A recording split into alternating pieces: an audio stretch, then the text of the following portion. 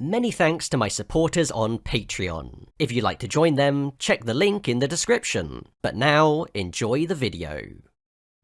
If you're anything like me, then you'll likely view the original GT1 era of the 90s as a true golden age for sports car racing. It was here that we witnessed the birth of veritable legends such as the Porsche 911 GT1, Mercedes CLK GTR and LM, and of course, the McLaren F1 GTR. These are cars that have gone on to be immortalized thanks to not just their success on track, but also their respective road-going models. But not only did this era have strength when it came to the quality of the machinery, but also in the depth.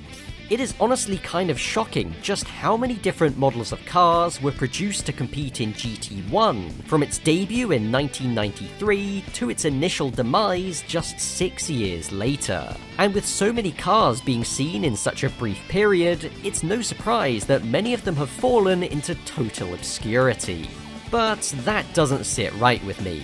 In my opinion, these cars are simply too interesting and unique to ignore. So today, we're taking a trip through the archives to uncover the stories of these hidden GT1 gems. Some achieved far more success than others, but they're each just as fascinating all the same.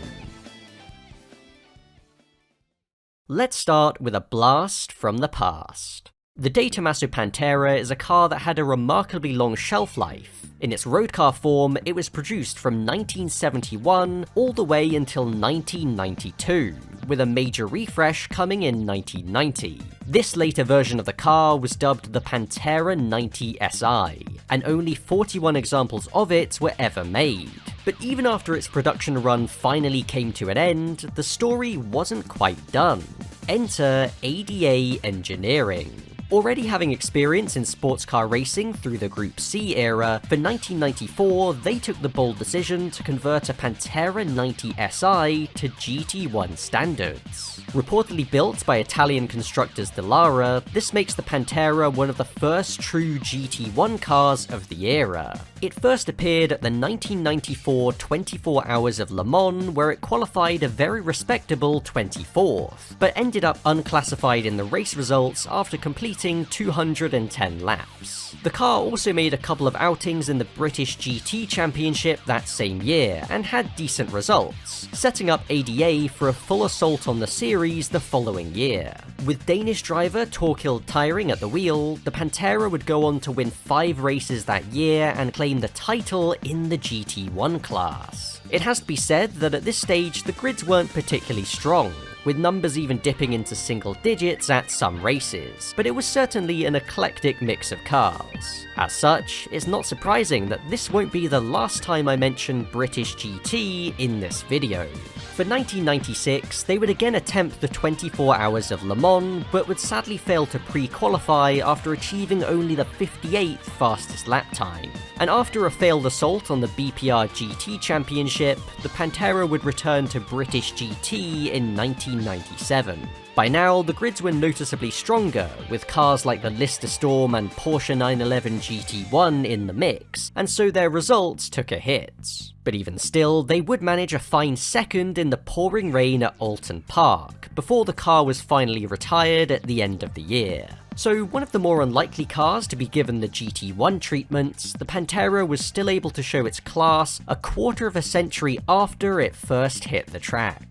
It may not have been a consistent frontrunner in any of its guises, but the fact remains that the Pantera is part of a very elite club of cars that were able to win races in 3 separate decades. And that is something that we may never see again. But on the British GT grids of the mid-90s, there was plenty more to see. This is the Ascari FGT. Debuting in the 1995 season, it was based on the road car of the same name, which at this stage was just a concept. The idea to take the FGT racing came from Dutch businessman Klaas Zwart, who ended up taking over the company entirely. An interesting point about the race car is that it was powered by a Ford V8, despite the concept car using a Chevy unit. As an amateur driver himself, Zwart would first attempt to race the car at the Le Mans 24 Hours in 1995. As expected for a brand new car from an upstart company, this didn't work out, as they failed to pass pre-qualifying. Undeterred, he then turned to British GT. As expected, this would result in the car being far more competitive, even achieving a win on debut at Silverstone. The car would continue to make select outings in the series, always being decently fast whenever it appeared. However, it had its fair share of thrills and spills and would never be able to win again, all the way up to its eventual retirement at the end of 1997. Just like with the Pantera, the Ascari FGT was no longer deemed competitive enough as the GT1 landscape evolved into the late 90s. But the legacy of this car doesn't end there. Although it never raced again, the FGT was eventually put into production in 1998, now renamed as the Ascari Ecos. Its engine was changed once again, now to a tuned BMW V8, and in total 17 cars were built. Although it isn't very well remembered, the Ecos laid the groundwork for Ascari's future cars, such as its direct successor, the KZ1. And the GT1 spec FGT could be considered a precursor to their A410 Le Mans prototype. Now let's change gears and head over to Japan. Of course, there were many Japanese GT1 cars during the 90s, like the Nissan GTR, Honda NSX, and Toyota Supra, that formed the basis of the GT500 category that we all know today. But I think that some of the most intriguing cars to have raced in Japan during this era were not Japanese, but Italian. A good example would be with the Japan Lamborghini Owners Club. They raced in the All Japan GT Championship, first with a modified Lamborghini Countach, and later a Diablo that was originally conceived by Lamborghini as a factory GT1 car, until the project was eventually scrapped. I made a video last year covering the story in full, so check that one out if you're interested. But another Italian car to have raced in the GT1 class in the early days of the JGTC was arguably even stranger. This is a Lancia 037. It is an icon of Group B Rally, famously being the final two-wheel drive car to win the World Rally Championship in 1983. So how exactly did it end up in the GT1 class of the JGTC in 1994? That is hard to say. Of any of the cars in this video, this 037 is the one with the least amount of information available. Even still, let's cover what we do know about it. This car appeared in round 3 of the JGTC at Fuji Speedway, entered by Rosso Competition. The important fact here is that this car isn't simply just a Lancia 037 that's been modified for racing, it is actually an ex-Marcuelen driven Works Group B rally car. How it ended up in Japan is not known, and why it was then adapted for circuit racing is an even bigger mystery. Although the car has been modified, most notably with its wheels, lowered ride height, and slanted front grille, it is still fundamentally the same as the rally car. It retained the same 5-speed gearbox, but with its ratios now stretched to their limits. Even still, it wasn't competitive. Out of the 22 cars that qualified, it was last but one. And although it fared better in the race by finishing 12th overall and 9th in GT1, it was still a whopping 7 laps down on the winning Porsche 962C, and even a few laps behind the GT2 winners. Given the massive front straight at Fuji, this was probably the worst track on the calendar they could have possibly chosen to race at. But given the circumstances, even making it to the finish line has to be considered an achievement. This would be the car's only outing in the JGTC, but what's less known is that it was entered into the Suzuka 1000km endurance race just a couple of weeks later. But even though the car did appear at Suzuka, for whatever reason it didn't compete. After this, information on the car dries up completely. It's unknown whether the car still exists in the same state, was converted back to WRC spec, or even destroyed entirely. Hey, maybe it'll turn up one day as a barn find, who knows? Until then, we're just left with the memories of it on its one sole appearance. If you thought that the 037 was outgunned in GT1, just wait until you see this next car. If we head back over to British GT, we can find the Darrian T90. Built in Wales, this car was an evolution of the Darrian T9, which had already found success on the national rally scene. For 1996, Darrian cars would partner with the Swansea Institute of Higher Education to race the T90 in British GT. Given its low power, it raced in the GT3 class and would manage to win the title that year. But not only that, because due to a quirk of how the point system between each of the classes worked, the number 90 Darrian would actually end up as the outright championship winner as well. For 1997, the T90 would compete in GT2, but Darrian also made the decision to bolt a turbo onto one of their Ford engines to create the Darrian T90 GT1. It was still severely underpowered compared to its competition, only lapping a few seconds faster than the standard T90. Its best finish came at Donington Park, where it was classed 10th and 6th in GT1. Swansea Institute Team Darrian quickly came to their senses, and the T90 was never raced in GT1 again, but it did make occasional appearances in GT2 over the next few years. Its final outing was its only international appearance at Spa-Francorchamps in 1999. After that, Darrian turned their full attention back to rally. Once again, it may have been short-lived, but just like the Lancia, the Darrian stands as one of the strangest cars to have ever competed in GT1. In fact, there are actually quite a few similarities with the 037. It too was conceived as a mid-engine rear-wheel drive rally car that was then adapted for circuit racing, where its lack of power rendered it pretty much useless before quickly being shelved. The difference with the Darrian is that it did find success in the lower classes, proving that the idea wasn't entirely flawed. Since then, the T90 has continued to be built mostly for tarmac rallying, with the most recent GTR iteration still being produced to this day. There were a handful of American cars that raced in GT1, such as the Dodge Viper, Callaway Corvette, and of course, the Panoz Esperante GTR1. But one that isn't talked about too often would be this, the Mosler Raptor. Mosler was no stranger to racing by this time, having dominated in IMSA with the Consigliere GTP before it was banned outright in 1992.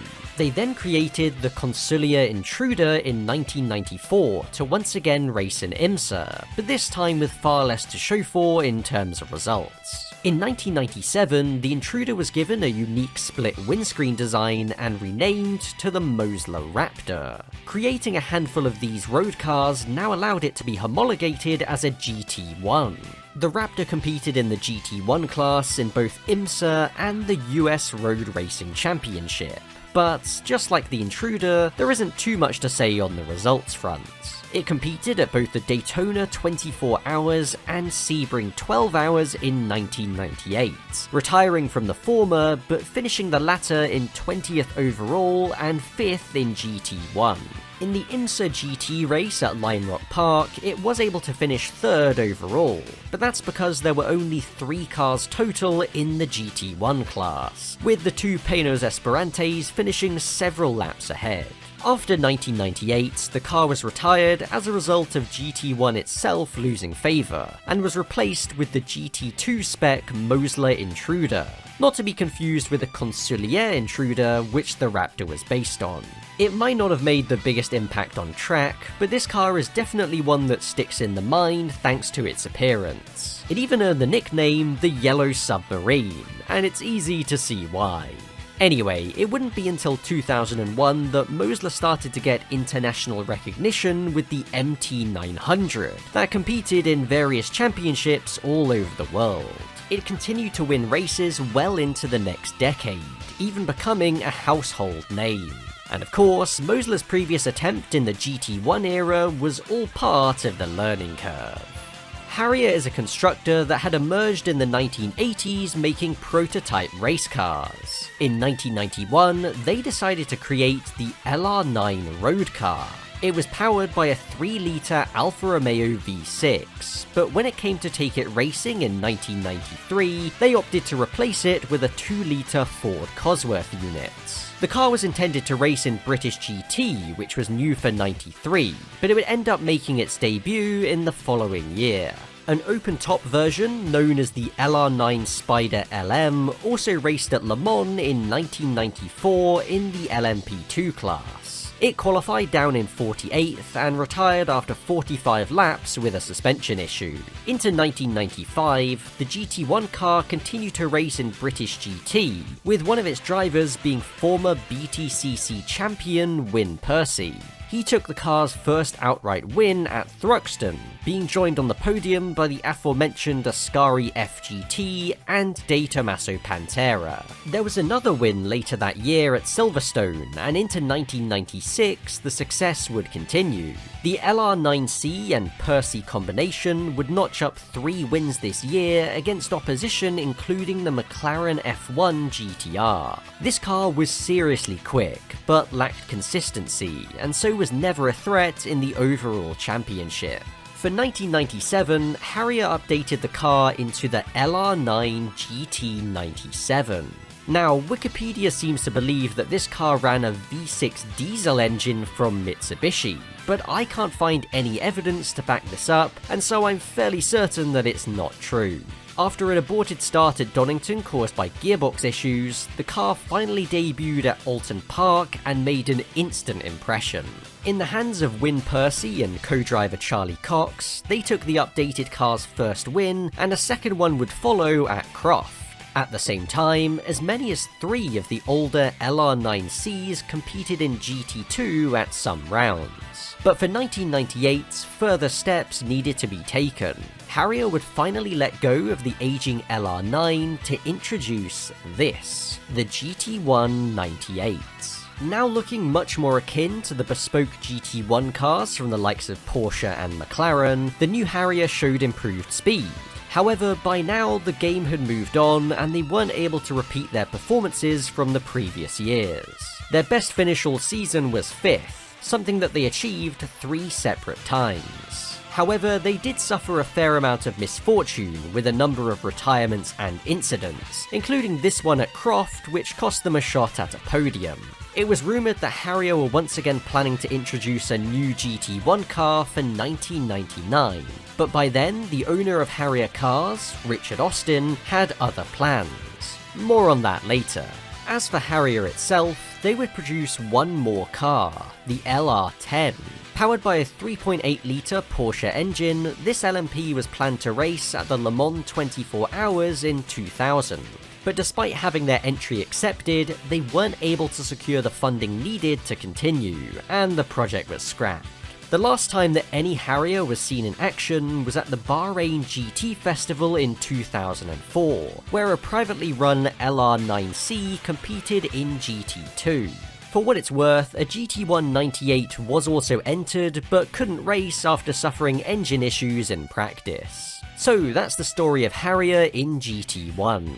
They were a constructor with a surprisingly long run, notching up 8 victories in British GT, and managing to humble the much larger brands on occasion.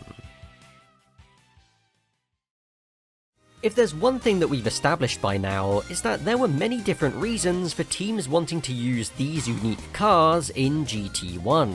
Our next entry is yet another example of this. Quaife is a drivetrain manufacturer from the UK. They've supplied parts to many different OEMs over the years, but in 1998 they decided that they wanted to make their own complete car. As a team, Quaife had already competed in British GT with a Ford Escort, upgraded to race in GT1.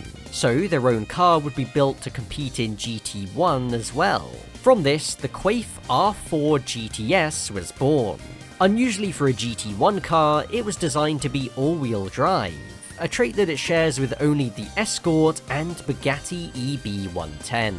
The reason for this was that Quaife had previously developed all-wheel drive systems for rallycross cars, and so they decided to carry the technology over to GTs, first with the Escort and then with the R4 GTS. Naturally, a single road car was also built to homologate it into GT1. The R4 GTS ran a 6-litre Ford V8, but performance-wise it wasn't the strongest. It competed for 3 full seasons and didn't achieve much. In fact, its best result in the series, 7th overall and 5th in GT1, came in the car's first ever race. The excess weight from the all-wheel drive system didn't help, and the team even skipped the 2000 season in a bid to try and solve the car's issues. But when they returned in 2001, not much had changed. A best finish of 10th was all they could manage. Another major issue the car had was reliability. Out of the 20 races it was entered for, it failed to finish in 12 of them,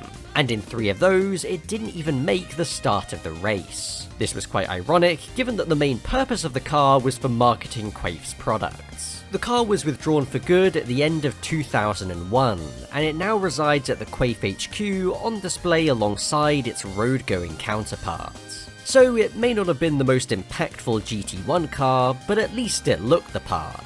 I have to say that out of all of the cars we've talked about so far, this one has to be the most aesthetically pleasing, to my eyes at least. It kind of looks like a cross between a Ford GT and a Celine S7, which is interesting because it actually predates both of those models by a few years. Its all-wheel drive system also makes it very unique. Even if the execution wasn't the best, you can't fault their ambition.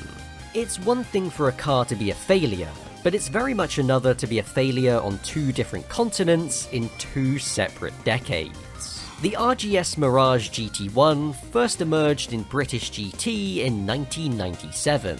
Now, I know what you're thinking. That looks like a Lamborghini Countach. And you would be right. Mirage Replicas was founded in 1988. As the name suggests, they specialized in making replica kit cars, but the only model they ever produced was for a Lamborghini Countach lookalike. In 1997, Gary Ward, who ran RGS Motorsport, decided to race prep one of these Chevrolet-powered replicas and run it in British GT.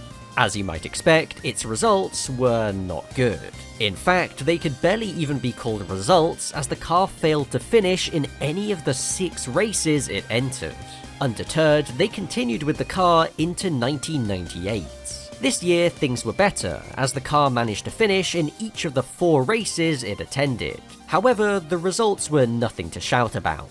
The car regularly finished at the back of the GT1 field, its highest placing being 8th overall and 5th in GT1. Unsurprisingly, the team decided against running it in 1999, where the competition would be even stronger, and the car was put into storage in the meantime. Most would have assumed that this would have been the last time that we would see the Mirage, but there was to be a twist in the story. Sri Lankan racing driver Delantha Malagamua had been racing in Japan for the past few years, but going into 2000, he was looking to start his own team. Upon finding out about the Mirage, he decided to purchase the car and enter it in the GT500 class of JGTC, under the banner of Team Sri Lanka. Coincidentally, a real bright yellow Countach had been raced in the series just a few years earlier. But if this car's performance in British GT in 1997 was bad, its 2000 JGTC season was somehow even worse. The car first appeared in round 2 at Fuji Speedway, and just barely avoided the embarrassment of qualifying slower than all of the GT300s. However, in Sunday morning warm-up, the car would catch fire spectacularly, putting them out before the race had even started. The team would attempt to race 2 more times that season, in round 3 at Sugo and round 4 again at Fuji, but on both occasions, their qualifying time was so slow that they weren't allowed to race. The team would get to race at the non-championship Suzuka 1000 km, where they would qualify 14th overall, and last of the GT500 cars. In the race, they would manage just 7 laps before retiring. At the end of the season, the Mirage was mothballed for a second time. Team Sri Lanka took ownership of a brand new Mosler MT900, which they would race in GT300 the following season. In the meantime, the Mirage was just left to gather dust. But, unbelievably, it would get a 3rd chance at life in 2003. Team Leijun had competed in the single-seater Formula Nippon Championship since the mid-90s, with little success. After pulling out of the series at the end of 2000, they appeared in the JGTC starting in 2003. The Mirage GT1 had been hanging around for a few years at this point, and through some means, Legion took ownership of the car and decided to race it in GT300. Gone was the bright yellow and replaced with sky blue, but some things didn't change. The team entered 5 races that season, failed to qualify for 2, and retired from the other 3. They missed round 5 at Fuji after a testing accident meant the car had to be rebuilt, and after failing to qualify on their return at Motegi, they finally called it quits. The Mirage was retired for a 3rd time before the season had even finished, with Legion switching over to a VMAC for the final round at Suzuka. And this time, there would be no more second chances. The Mirage was finally done for good. When it comes to cars like these, I like to try and find the positives, but if I'm being honest, whether it was in British GT or the JGTC, GT1, GT500 or GT300, this car just flat out sucked. There was virtually nothing redeeming about it, which made its continued presence all the more baffling. With the exception of 1998, it never even managed to reach the checkered flag, holding an incredible record of 9 DNFs, 2 DNSs, and 4 DNQs. So it may have looked like a Lamborghini, but in reality it was just a Mirage. The first era of GT1 officially ended after 1998, when the class was scrapped by the FIA after a lack of entrants in the FIA GT Championship. However, in 1999, there was just one series still left with a dedicated GT1 class, and by now you can probably guess what it was. The 1999 British GT season is fondly remembered as possibly the zenith of the series. It was the only place that you could find legends such as the Porsche 911 GT1, McLaren F1 GTR, and Lister Storm GTL still racing together. But as well as the Quaife, which we've talked about, there was another oddity to be found, and one that was far more competitive. The Sintura S99 was a purpose-built GT1 machine powered by a Judd V10 engine.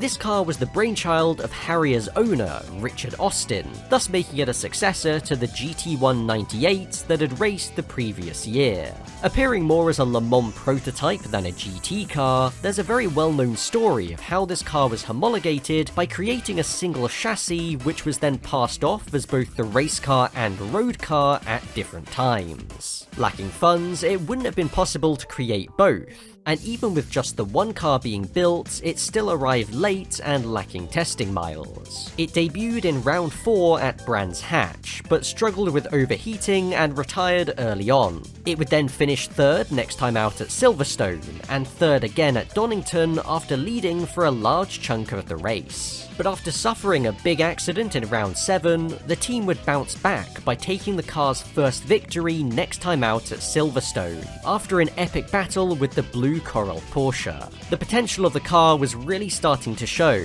and in round 10 at Spa, they would finish on top again. However, they were then given a penalty for overtaking under a yellow flag, which dropped them to 2nd. This would be the car's final outing in British GT. With money rapidly running out, the team took the car over to the US in an attempt to try and attract some interest in it for the following season. It would race at the Laguna Seca round of the American Le Mans Series and would finish a very credible 9th, after being held back with overheating concerns. But even still, the funding just wasn't there to keep going. Despite its obvious potential, the car was taken out of service after just one season. It was included provisionally on the 2000 Le Mans 24 Hours entry list, but nothing would come of it. There's no doubt that had the project been given more time and resources, this car would have dominated in British GT. It was fast, not just for a car on the national scene, but even internationally too. It would have been fascinating to see how it would have fared at Le Mans, but it sadly wasn't to be. The state of sports car racing in the late 90s and early 2000s meant that it existed in a strange grey zone. If it had shown its full potential, it most likely would have been outlawed as a GT car eventually, and if they wanted to race it as a prototype instead, then they would have needed a lot more funding. The sole example of the car was sold privately to an owner in New Zealand, where it still resides. So the Sintura will forever exist as a tale of what could have been. Somewhat unsurprisingly, almost all of the cars in this video were designed and built by lesser-known constructors. This is also true for our next example, but with a twist. This is the Renault Sport Spider. It's a roadster that was introduced back in 1996 as a rival to the Lotus Elise, but it also served as a platform for one-make racing. At the same time, a constructor known as RJ Racing approached Renault to use their Spider as a basis for a GT1 machine. Interestingly, Renault accepted their offer, and so they employed a company called Technical Studio to set about modifying the car. They of course installed a fixed hardtop, replaced the 4-cylinder engine with a PRV V6, and made a multitude of other changes to create this, the Renault Sport Spider V6. Two cars were built and entered into the Le Mans 24 Hours in 1996, but neither were able to qualify. In spite of this failure, one car was sent over to the UK to race in British GT. Appearing at Donington for the first time, the car would win on debut, capitalising on a mistake from the leading McLaren F1. The car would appear in the series 2 more times that year, securing another podium at Thruxton, but behind the scenes, changes were being made. Now, I must stress that the next part of the story isn't fully documented, and so may be a little bit difficult to follow as missing pieces need to be filled in. But, as I understand it, by 1997, Renault decided to cut ties with the project. However, RJ Racing still wanted to continue running the car, so what they did was to rebrand it as a Helem V6. Helem itself doesn't mean anything, but when spoken out loud, with the H being silent, it sounds like the initials LM, as in Le Mans. A road-going version had been made the previous year, and this too was rebranded as an LM. On the racing front, they again made an attempt at the Le Mans 24 Hours with 2 cars, but once again failed. However, the car did race competitively in the FFSA French GT Championship, where it was classed as a GT2 car, scoring several podiums. They once again returned to Le Mans in 1998, now in the GT2 class, and finally managed to qualify for the race, but only after a couple of faster cars withdrew.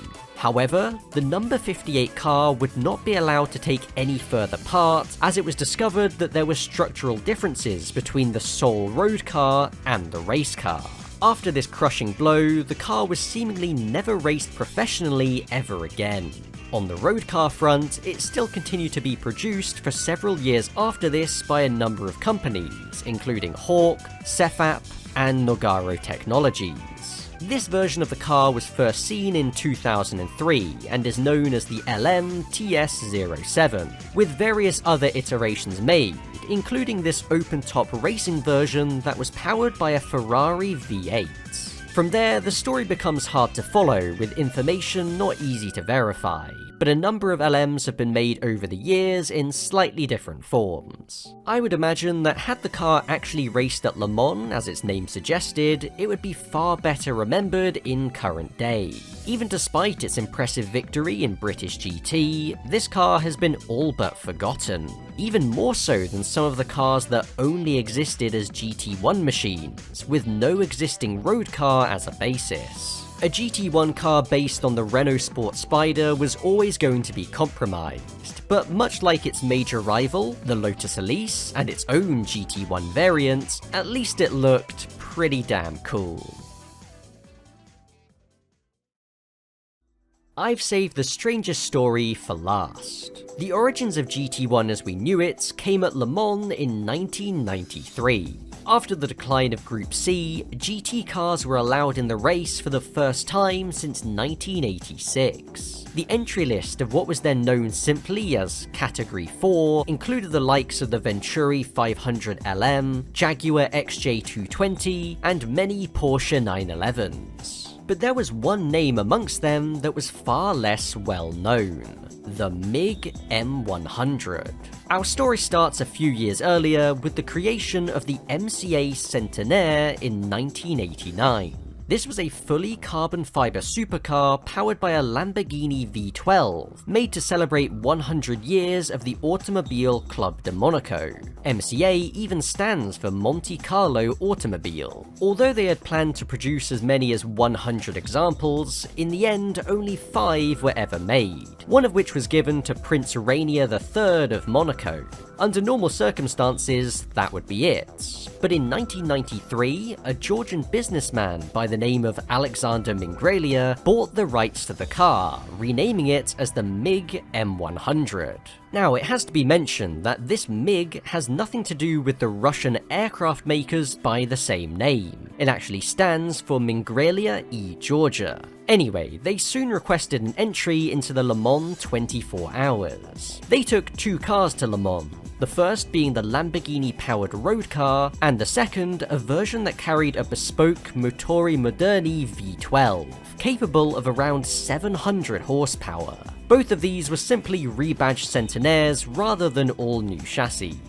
At the first Le Mans test session, the original car was used and struggled badly, in the end only managing 1 flying lap, which put it firmly at the bottom of the timesheets. But for the official pre-qualifying session, the more powerful car was rolled out. Again, struggling to even complete a full tour, it's said that the car did eventually log a lap time that would have qualified it for the race, just barely, before the engine, gearbox, and clutch all imploded. Not having the resources to fix it meant that they had no choice but to withdraw. However, 1993 was seen as an extended test for the MiG team, who were just happy to be there at all. They soon set their sights on tackling the race again the following year. Part of this included a testing program in Italy, which culminated in the car competing in its first ever race, the 6 Hours of Vallelunga, at the end of the year. The Lamborghini-powered M100 qualified 27th in a field of 31 cars, some 15 seconds off the BMW M3 on pole position. In the race itself, it would come home in 23rd, delayed by several issues which meant that it only completed 135 laps to the winner's 228. But for this car, even just finishing could be considered a victory. MiG had big plans for 1994, not just on the racing front, but also with their production cars. It was rumoured that not only did they want to put the M100 into full production, but also expand their lineup to include a 2+2 model and possibly even a 4-door. But as the following year rolled around, information on MiG and their M100 seemed to dry up completely. The car never raced again, and as far as I can tell, no more production models were ever made. And yet, the story wasn't quite done. It soon emerged that a French company by the name of Mega had now bought the rights to the car. Mega were already known thanks to their outlandish Mega Track concept car. And at the Geneva Motor Show in 1996, they presented the Mega Monte Carlo. This car was essentially a Centenaire/M100 that was restyled with the help of a company called Serra CD, and now featuring a Mercedes V12 in place of the Lamborghini one. The following year, they then outlined their plans to once again race the car at Le Mans, with a silver GT spec version being presented. Sadly, they wouldn't even get as far as MiG when it came to those aspirations. Beyond the demo car, nothing was heard about the GT racing project ever again. And when it comes to the road car, it's believed that production of those ended in 1999, with an undisclosed number of cars being made. And with that, the tale of the MCA Centenaire/MiG M100/Mega Monte Carlo finally comes to an end. Its short racing career may have painted it as a failure, but behind all of this, the car had some real potential. Quite a few talented people were involved on the project, including even ex-Formula 1 engineers. One very impressive detail is that it was one of the first ever road cars made fully from carbon fiber. In fact, it would be the first ever if it weren't for the Jaguar XJR15, a car that beat it into production by about a year, even though the Centenaire was shown off as a prototype before it. An interesting way in which some of you may be familiar with this car already is through one of MIG's sponsors. Burago was an Italian manufacturer of toys and model cars, and in the early 90s, they produced die-cast versions of both the MCA Centenaire and MiG M100 in 1:43 scale. Apparently these are fairly rare nowadays, which, given the subject, I guess isn't too surprising. So there we are, those were some of the most obscure and forgotten cars from one of GT racing's most legendary eras. Let me know in the comments which of them is your favourite. Personally, I think they're all kind of awesome. Yes, even the Mirage. But then again, I'm not sure it's possible for there to be a 90s GT1 car that I don't like. Anyway, as usual, thanks for watching, and have a good one.